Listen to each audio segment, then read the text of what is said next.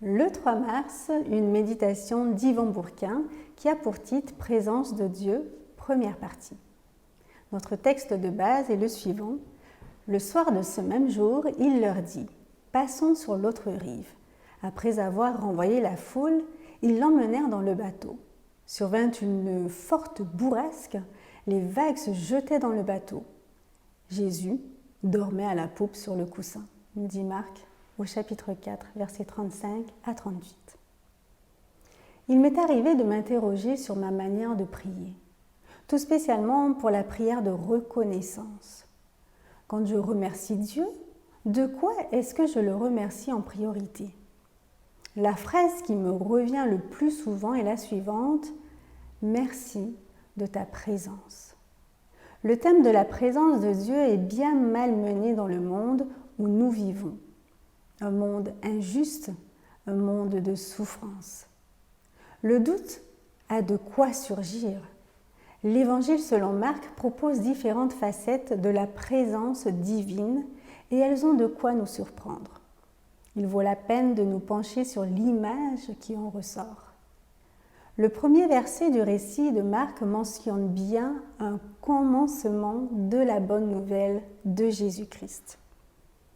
Mais ce commencement paraît difficile à saisir quand on lit la suite. Correspond-il à la prophétie d'Ésaïe, à l'apparition dans le désert du messager annoncé, au début du ministère de Jésus ou à l'ensemble de sa vie terrestre qui fait l'objet du récit ?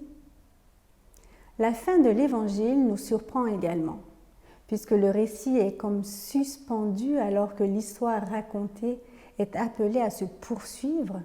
Rendez-vous en Galilée où le ressuscité attend les disciples. Au début, la présence était à chercher en arrière, alors qu'à la fin, elle se situe en avant, prenant la forme d'une promesse.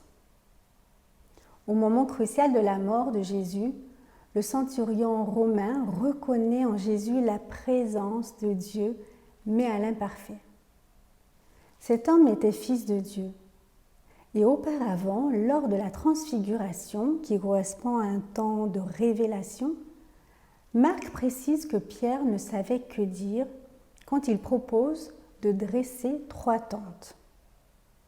Assurément, la présence divine paraît difficile à saisir et à situer.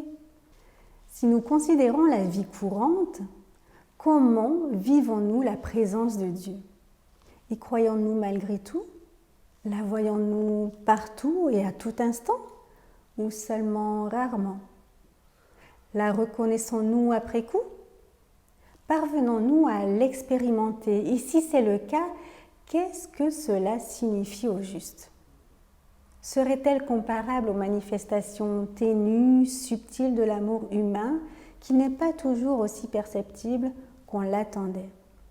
Et pourtant, personne ne mettra en doute l'existence même de l'amour.